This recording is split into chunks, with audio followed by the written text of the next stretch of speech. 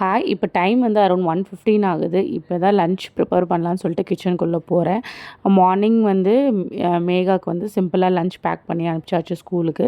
பொறுமையாக கடைக்கு போயிட்டு ஃபிஷ்ஷும் ப்ரானும் வாங்கிட்டு வந்து வாஷ் பண்ணி வச்சுருக்கேன். அரௌண்ட் 1:15 ஆகிடுச்சு. சரி, ஓகே, சாம்பார் வச்சுட்டு எறா தொக்கு பண்ணிவிட்டு ஃபிஷ் ஃப்ரை பண்ணிடலான்னு சொல்லிட்டு ரெடி பண்ணிக்கிட்டே இருக்கேன் ஸ்பீடாக. முள்ளங்கி சாம்பார் வச்சுட்டு எறா வந்து செட்டிநாடு ஸ்டைலில் பண்ணிவிட்டு ஃபிஷ் ஃப்ரை பண்ணிடலாம் அப்படின்னு சொல்லிட்டு தான் ஸ்பீடாக பண்ணிகிட்ருக்கேன். 2:15 வரைக்கும் லன்ச் என்னன்னு கேட்க மாட்டாங்க. அதுக்கு மேலே கண்டிப்பாக ஒருத்தராக கிச்சனுக்கு வருவாங்க. ஸோ அதுக்காட்டி நான் ஸ்பீடாக பண்ணிடணுன்னு தான் பண்ணிகிட்ருக்கேன். ஃபஸ்ட்டு வந்து குக்கரில் சாம்பாருக்கு பருப்பு போட்டு வெங்காயம் தக்காளி அரிஞ்சு போட்டாச்சு. பெருங்காயம் பூண்டு இதெல்லாம் போட்டு க்ளோஸ் பண்ணிட்டேன். அப்படியே இன்னொன்று ஒரு பக்கம் நம்ம எறா தொக்குக்கு தேவையான ஆனியன் தக்காளி இது எல்லாமே அரிஞ்சிட்டே இருக்கேன் ஒரு சைடில். புரியல, வீடியோஸ் எடிட் பண்ணுறவங்களோ ஒரு விலாகர்ஸுமே வந்து பார்த்துக்கிட்டிங்கன்னா எல்லா நாளுமே பிரிஸ்காக இருக்க மாதிரி வீடியோஸ் போடுறாங்க. லைக் சாமி கும்பிட்றதுலேருந்து சமைக்கிறதுலேருந்து எல்லாமே. பட் எனக்கு ஒன்றும் அந்த மாதிரி தெரியல. நானுமே பசங்களுக்கு லன்ச் பேக் பண்ணி கொடுக்குறேன். ஒரு நாள் ரொம்ப டவுன் ஆகிடுறோம், ஒரு நாள் நல்லா பிரிஸ்காக வேலை செய்கிறோம். இல்லை, மோஸ்ட் ஆஃப் த பீப்புள் என்ன மாதிரி தான் இருப்பீங்கன்னு நினைக்கிறேன்.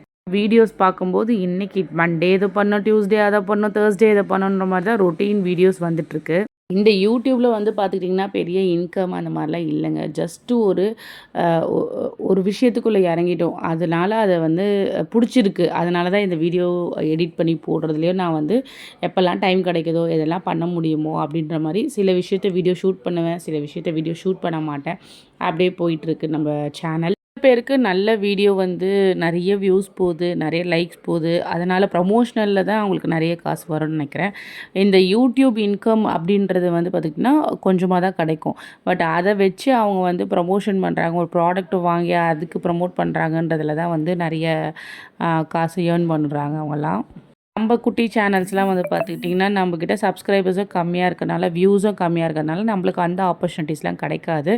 ஸோ நாங்கள் எல்லோரும் வந்து பார்த்துக்கிட்டிங்கன்னா ஒரு இன்ட்ரெஸ்ட்டில் தான் இந்த மாதிரி ஒரு வீடியோஸை எடிட் பண்ணி ஷூட் பண்ணி போடுறோம்.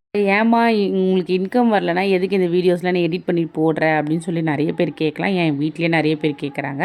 பட் ஸ்டில் இதில் கொஞ்சம் இன்ட்ரெஸ்ட்டாக இருக்குது. என் வீடியோஸை நானே திருப்பி பார்க்கும்போது எனக்கு ஆசையாக இருக்குது.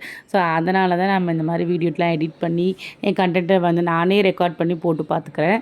ஸோ வயசான காலத்தில் ஆக்சுவலாக இதெல்லாம் பார்த்து நான் தான் இதெல்லாம் பண்ணேன்னு சொல்லிட்டு ஒரு ஹாப்பியான ஒரு மூமெண்ட்டாக இருக்கும் அப்படின்ற மாதிரி ஒரு நினப்பில் தான் இதெல்லாம் பண்ணிகிட்ருக்கிறது. அப்படியே பேசிக்கிட்டே நிறைய ஒர்க்ஸ் பண்ணிட்டேன். எறாவை வந்து நான் தண்ணிலாம் ஊற்றாமையே மசாலாலாம் அரைச்சி போட்டு சூப்பராக பண்ணியாச்சு. ஸோ இதுக்கு வந்து தண்ணி தேவைப்படலை.